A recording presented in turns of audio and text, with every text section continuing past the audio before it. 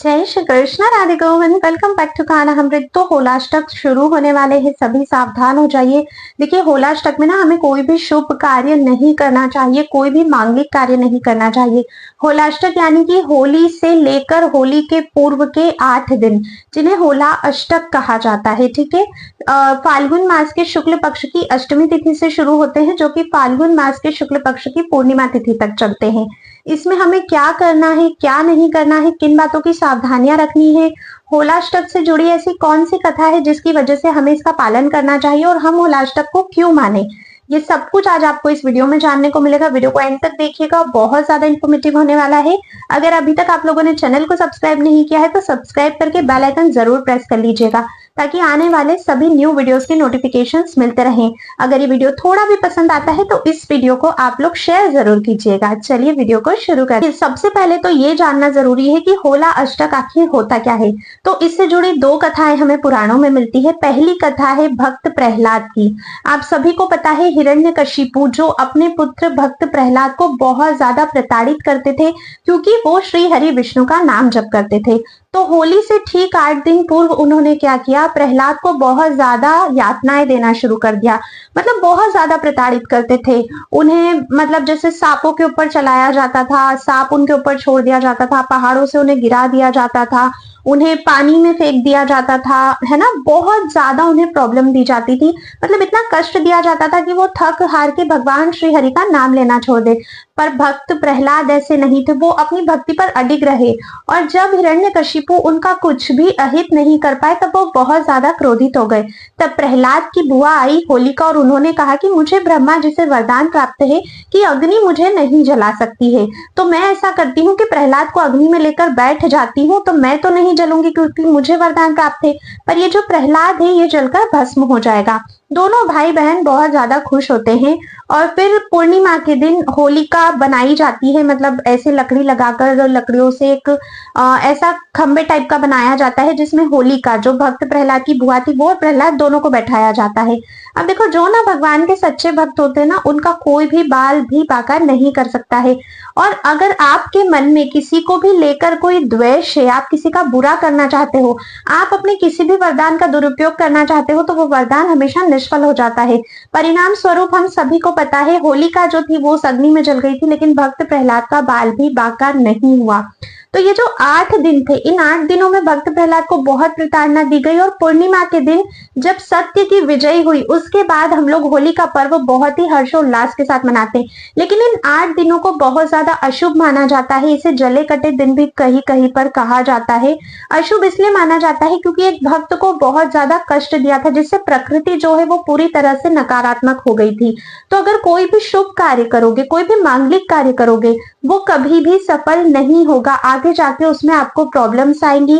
जो भी negative energies है वो उसे कभी भी सफल नहीं होने देंगी। एक दूसरी कथा और आती है के अनुसार कामदेव जो है वो भगवान महादेव की जब तपस्या उन्होंने भंग की थी, तो वो भी उन्होंने ये होलाष्टक के दिनों में ही की थी, जिससे पूरी पृथ्वी नकारात्मक हो गई थी। और जब भगवान महादेव की जो तपस्या थी वो भंग हुई थी, और जैसे ही उन्होंने अपना तीसरा नेत्र खोला था, वैसे ही कामदेव जो है वो उनकी नेत्राग्नि से भस्म हो गए थे, जिससे पूरी प्रकृति नेगेटिव हो गई थी। इसीलिए इन 8 दिनों में हमें कोई भी शुभ कार्य नहीं करना चाहिए। देखिए, बहुत सारे लोग हैं जो होलाष्टक को नहीं मानते हैं, पर हमें होलाष्टक को मानना चाहिए। फिर बाद में क्या होता है, आप कोई भी शुभ कार्य कर लेते हो, थोड़े टाइम बाद जाकर अगर वो सफल नहीं होता है, प्रॉब्लम्स आती है, तो फिर हम लोग सोचते हैं कि यार ऐसा क्यों हो रहा है, हमने तो पूरा विधिवत सारा कार्य किया था, लेकिन किया तो होलाष्टक में था ना, और ये हम भूल जाते हैं। तो परिणाम तो देखने को मिलते हैं और मिल रहे हैं दुनिया में। अगर आप ध्यान से देखोगे तो मेरे हिसाब से, मेरा मत अगर पूछोगे तो होलाष्टक का पालन सभी को करना चाहिए। देखो, सिर्फ 8 दिन की बात होती है, क्यों हम अपने शुभ कार्यों को बिगाड़े। ठीक है, अभी बात करते हैं होलाष्टक इस बार कब से कब तक है। तो देखिए, 7 मार्च से लेकर 14 मार्च तक होलाष्टक रहेगा। कहीं कहीं पर 13 मार्च की रात्रि को जब होलिका दहन हो जाएगा, उसके बाद होलाष्टक खत्म हो जाएगा, और कहीं कहीं पर 14 मार्च तक चलेगा। बेटर है हम लोग 14 मार्च तक ही पालन कर ले। ठीक है, काफी सारे लोगों का मानना ये भी होता है कि जिस जगह पर प्रहलाद को कष्ट दिए गए थे, जहां पर उनका निवास होता था, उसके आसपास ही बस होलाष्टक मान्य होता है, बाकी सब दूर नहीं होता है। तो देखो, ऐसा तो कुछ नहीं होता है। एक एग्जाम्पल से समझिए कि अयोध्या में श्री राम का जन्म हुआ था, सभी लोग मनाते हैं। श्री कृष्ण का जन्म मथुरा में हुआ था, पूरी दुनिया मनाती है। नवरात्रि सभी लोग मनाते, फिर तो जहां माता ने महिषासुर का वध किया था वही नवरात्रि होनी चाहिए। तो जब बाकी फेस्टिवल से सभी लोग मनाते हैं तो ये दिन भी हमें मानना चाहिए। देखिए, मानने से सब चीजें होती है। बहुत से लोग कहते हैं जब हम मानते ही नहीं तो हमारे साथ कुछ बुरा नहीं हुआ, ऐसा नहीं है। प्रकृति तो उसका प्रभाव जरूर दिखाएगी। कहते हैं कि होला अष्टक के इन दिनों में जो 8 ग्रह होते हैं, जैसे हमारे नवग्रह है, उनमें से जो 8 ग्रह होते हैं वो उग्र अवस्था में होते हैं। मतलब अगर आप कोई भी अच्छी चीज करने जाओगे तो वो ग्रह आपको सपोर्ट नहीं करेंगे, क्योंकि वो स्वयं ही उग्र अवस्था में है, तो वो आपके काम को बिगाड़ने का ही काम करेंगे, और ये होता है। ठीक है, अब देखिए होलाष्टक में क्या क्या करना है और क्या क्या नहीं करना है। तो अगर आप विवाह करने की सोच रहे हो, विवाह संबंधी कोई भी कार्य, रोका हुआ, एंगेजमेंट हुआ, बात पक्की करना जिसे कहते हैं, वो भी आपको नहीं करना है। विवाह भी नहीं करना है। शादी से रिलेटेड शॉपिंग भी आपको नहीं करना चाहिए। गोल्ड सिल्वर की ज्वेलरीज भी आपको नहीं खरीदनी चाहिए। मुंडन नहीं करवाना चाहिए। जनेऊ संस्कार नहीं होना चाहिए। अगर घर में कोई बच्चा है जिसका अन्नप्राशन करने का समय है, वो कार्य आपको नहीं करना है। गोद भराई जैसे कार्य भी नहीं करने चाहिए। किसी भी प्रकार से कंसीव आपको नहीं करना है होलाष्टक में। इसका तो विशेष ध्यान आपको रखना है कि गर्भ धारण होलाष्टक के इन दिनों में नहीं होना चाहिए। प्रेग्नेंट वुमेन अगर कोई है तो उनकी गोद भराई, जिसे बेबी शॉवर आजकल कहा जाता है, वो हमें बिल्कुल भी नहीं करना है। ओवरऑल अगर मैं कहूँ तो कोई भी शुभ कार्य, यहाँ तक कि शास्त्रों में कहा गया है किसी भी प्रकार की पूजा या शुभ हवन भी इन दिनों में नहीं करने चाहिए। ठीक है, तो विशेष ध्यान रखिएगा, ये सब कार्य आपको नहीं करने हैं। होलाष्टक के दिनों में रात्रि में ज्यादा देर तक बाहर नहीं रहना है, क्योंकि ये जो तांत्रिक चीजें होती है ना, तांत्रिक प्रक्रिया, ये लोग बहुत ज्यादा करते हैं इस समय में, तो इससे भी हमें बचना चाहिए। ठीक है, तो ये नहीं करना है। होलाष्टक के दिनों में जैसे बहुत सारे लोगों के यहाँ पर बाहर कपड़े सूखते हैं, सभी लोग सुखाते हैं, लेकिन कुछ लोग हैं जो रात्रि में कपड़ों को अंदर नहीं करते हैं। विशेष रूप से इन दिनों में अपने कपड़े अंदर उतार कर ले आइए, स्पेशली अगर घर में छोटे बच्चे हैं तो। अगर कोई भी सामान आपने धूप में सुखाया है या कुछ भी खाने पीने की चीजें छत पर, बालकनी में कहीं भी रखी है, तो उसे अंदर कर लीजिएगा। रात्रि में वो बाहर नहीं रहनी चाहिए। सूर्यास्त के बाद मतलब वो चीज आपकी बाहर नहीं रहनी चाहिए। विशेष ध्यान रखना है, बाहर अगर कहीं जाते हो कोशिश करिए परफ्यूम वगैरह का यूज ना करो, क्योंकि जो नेगेटिव एनर्जीज है ना वो इन चीजों से खींची चली आती है हमारी ओर। तो हमें कोशिश करनी चाहिए 8 दिनों के लिए कुछ कुछ चीजें हम लोग अवॉइड कर सकें। छोटे बच्चों का भी बहुत ध्यान रखिएगा, इन दिनों में उन्हें नजर लगने का भी बहुत ज्यादा डर रहता है, तो इसका ध्यान रखिएगा। जैसे चौराहे वगैरह पर आप जाते हो तो बहुत सारे लोगों की आदत होती है टोना टोटका करके चौराहे पर छोड़ देना, तो उस चीज से बचना है, उसका ध्यान आपको रखना है। अगर आप भी ऐसा करते हो तो देखिए ऐसे से कुछ भी नहीं होता है। फर्स्ट ऑफ ऑल तो अगर आप ये टोने टोटके कुछ भी करते हो, इनसे कुछ नहीं होता है। भगवान पर भरोसा रखो, जीवन में सब कुछ अच्छा होगा। ठीक है, बाकी अगर दूसरे ने किसी ने किया है तो इससे बचिए। इन दिनों में घर में लड़ाई झगड़ा होने की ज्यादा संभावना होती है, क्योंकि जितनी भी नेगेटिव एनर्जीज होती है सब अपने चरम पर होती है। तो ध्यान रखिए कि अगर किसी से द्वेष होने की संभावना है, लड़ाई, तो थोड़ा सा शांत रहिए, खुद को काम रखने की कोशिश करिए।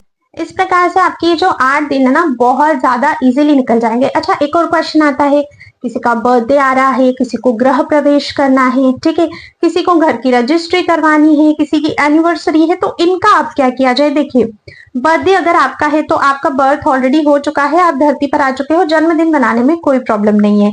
एनिवर्सरी है वो तो हर साल ही आती है, कोई नया काम नहीं है ना, वो भी आप लोग इजीली कर सकते हो। घर की रजिस्ट्री अगर आपको करवानी है तो देखिए घर आप ऑलरेडी खरीद चुके हो, है ना, बनवा भी रहे हो तो नींव डल चुकी। रजिस्ट्री ही मतलब ऐसा है कि स्टार्टिंग आपको किसी काम की नहीं करनी। अगर नया घर देखने गए हो तो उस घर का बयाना आपको नहीं देना है, उस घर को फाइनल नहीं करना है, कुछ ना कुछ पेमेंट देकर रोकना नहीं है, नींव नहीं डलनी चाहिए। ठीक है, रजिस्ट्री आप लोग करवा सकते हो क्योंकि घर ऑलरेडी आपका हो चुका है पहले से, या घर का काम पहले से चालू हो चुका है, या घर की बात आप पहले से पक्की कर चुके हो कि हाँ हम ये घर फाइनल कर चुके हैं, इतना अमाउंट भी दे चुके हैं, भैया रजिस्ट्री का काम बचा है, तो वो आप बिल्कुल कर सकते हो। हाँ, अगर आपको गृह प्रवेश करना है तो उसके लिए मैं मना करूंगी, गृह प्रवेश मत कीजिएगा। बहुत सारे लोगों का क्वेश्चन होता है कि अमल की एकादशी आ रही है, बहुत ही शुभ दिन है, इस दिन हम लोग गृह प्रवेश कर ले। हाँ, एकादशी बहुत शुभ है अपने आप में, और एकादशी तिथि की बराबरी कोई नहीं कर सकता, पर क्योंकि होलाष्टक चल रहा है इसलिए आप लोगों को वेट करना पड़ेगा होलाष्टक समाप्त होने के बाद। या तो आप लोग ये काम कीजिएगा या फिर आप लोग अभी होलाष्टक से पहले भी मुहूर्तें कर सकते हो।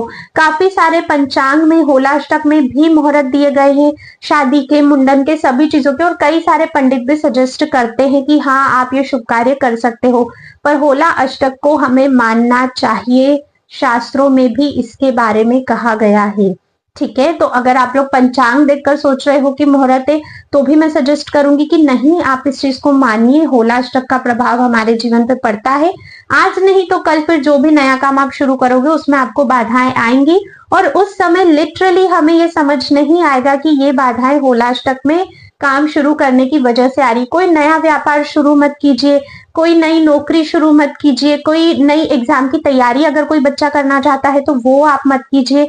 ओवरऑल किसी भी चीज का नया स्टार्टिंग आपको नहीं करना है, बस इस बात को अपने दिमाग में बैठा लीजिए।